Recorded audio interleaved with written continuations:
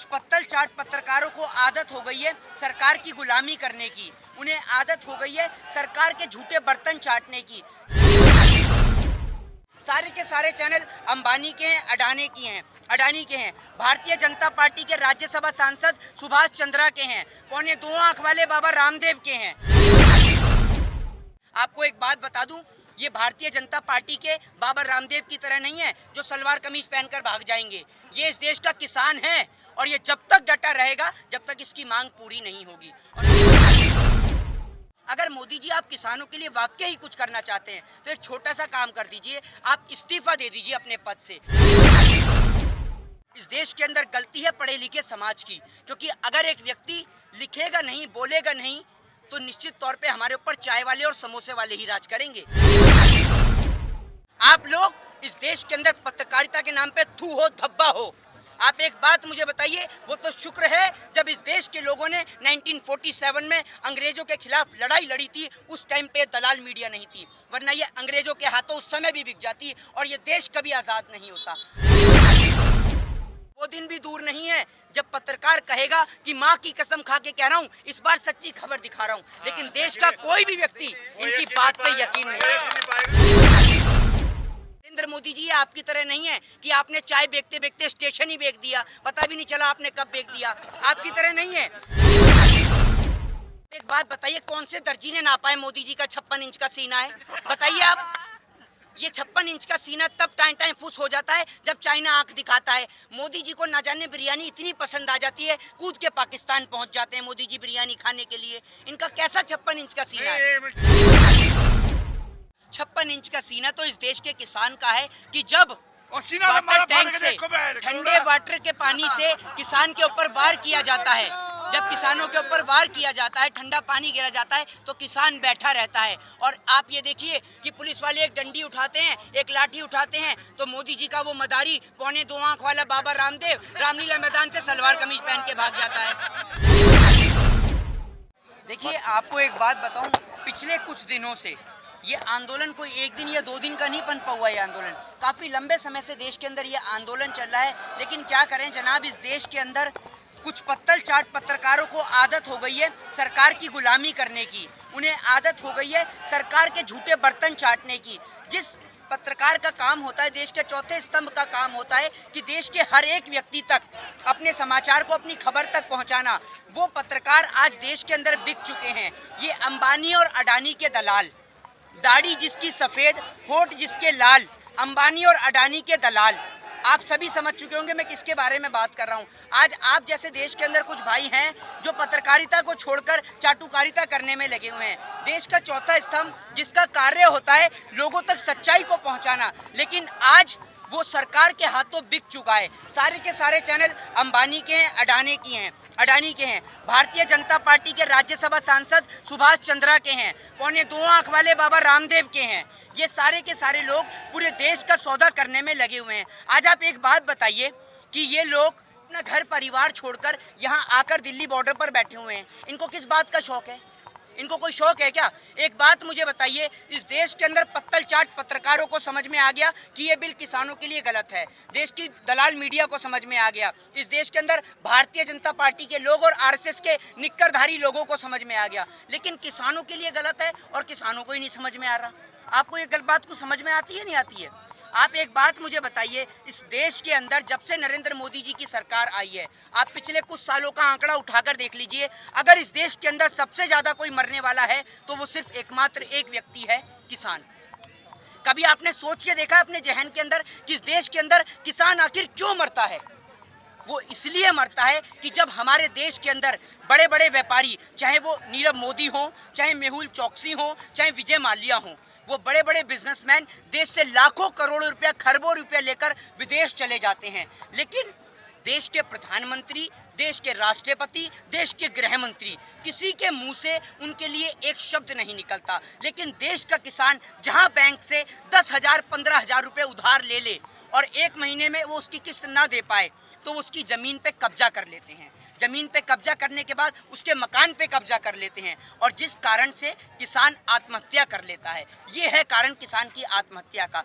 जब देश के किसान को न्यूनतम समर्थन मूल्य नहीं मिलेगा तो किसान कहाँ जाएगा? आपने कभी सोच के देखा है? और मुझे तो शर्म उन लोगों पे आती है जो भारत देश के अंदर रहते हैं, और भारत देश के अंदर रहने वाला हर एक व्यक्ति अनाज खाता है, रोटी खाता है। कभी सोच के देखा है कि जब हम लोग सर्दी के अंदर अपने घर के अंदर, अपने बिस्तर के अंदर, अपने मखमली रजाई के अंदर सो रहे होते हैं, उस समय सुबह 4 बजे उठ के इस देश का किसान अपने खेत के अंदर जाता है और आपके लिए और हमारे लिए, दोनों के लिए फसल को पैदा करता है। आज उस किसान पे खतरा मंडराया हुआ है, और इस देश के तमाम लोग जो घर के अंदर बैठकर, अगर आप लोग किसानों का हौसला नहीं बढ़ा सकते, आप यहाँ नहीं आ सकते तो मत आइए, लेकिन कम से कम आप घर में बैठकर या सोशल मीडिया के माध्यम से कुछ 4 पंक्तियाँ लिखकर यहाँ खड़े किसानों का हौसला तो बढ़ा सकते हैं। अगर हौसला बढ़ा नहीं सकते तो आपको कोई हक, कोई अधिकार नहीं है उनका हौसला तोड़ने का। और आपको एक बात बता दूँ, यहाँ खड़ा जितना भी किसान है, ये कोई सरकार से भीख मांगने नहीं आया है, ये सरकार से अपना हक मांगने के लिए आया है। और जो नीति नियम कानून गलत हैं तो उसका विरोध किया जाएगा, और ये लोग जब तक यहाँ डटे रहेंगे। आपको एक बात बता दूं, ये भारतीय जनता पार्टी के बाबा रामदेव की तरह नहीं है जो सलवार कमीज पहनकर भाग जाएंगे। ये इस देश का किसान है, और ये जब तक डटा रहेगा जब तक इसकी मांग पूरी नहीं होगी। और आप एक बात बताइए, मीडिया का काम होता है कि आखिर किसानों के ऊपर पानी डाला गया तो क्यों डाला गया इतनी ठंड के अंदर, ये पूछने का। किसानों के ऊपर अगर लाठीचार्ज की गई, उन्हें मारा गया, पीटा गया, या किसी किसान की डेथ हो जाती है तो क्यों हो जाती है, ये काम होता है मीडिया का पूछने का। लेकिन मीडिया आके क्या पूछ रही है कि किसानों को भड़का कौन रहा है? किसान क्या 2, 4, 5 साल के बच्चे हैं जो न कोई भी आके समझा देगा समझ जाएंगे? नरेंद्र मोदी जी को इतने साल से समझा रहे हैं लोग, 5 साल जब से मोदी जी बने, 15 साल से, तब से पब्लिक कह रही है कि इस्तीफा दे दो, इस्तीफा दे दो, इस्तीफा दे दो। जब मोदी जी की बुद्धि में नहीं समझ में आया तो किसान कैसे समझ लेगा? अगर मोदी जी आप किसानों के लिए वाकई ही कुछ करना चाहते हैं तो एक छोटा सा काम कर दीजिए, आप इस्तीफा दे दीजिए अपने पद से। क्योंकि और आपको एक बात बताऊं, इस देश के अंदर गलती है पढ़े लिखे समाज की, क्योंकि अगर एक व्यक्ति लिखेगा नहीं, बोलेगा नहीं, तो निश्चित तौर पे हमारे ऊपर चाय वाले और समोसे वाले ही राज करेंगे। हर व्यक्ति का फर्ज बनता है समाज के प्रति, देश के प्रति। आज आप एक बात मुझे बताइए कि अगर एक तो किसान जिसका बेटा वहाँ सरहद पे शहीद हो जाता है और उसका पिता यहाँ पर किसान आंदोलन कर रहा होता है, एक बात मुझे बताइए, ऐसे किसानों का ऐसे मुख्यमंत्री खालिस्तानी समर्थक या आतंकवादी बताते हैं?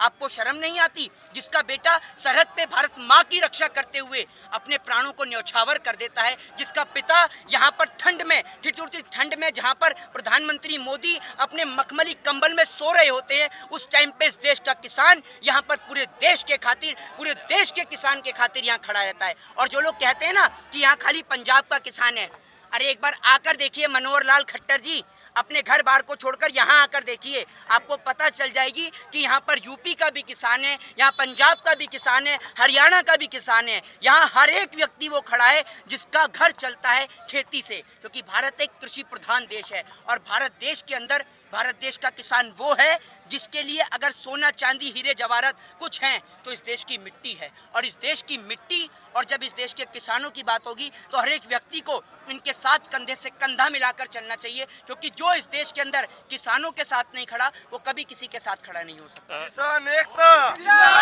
किसान एकता। गाजीपुर बॉर्डर पे कल हम लोग थे, आपने मीडिया की बात की।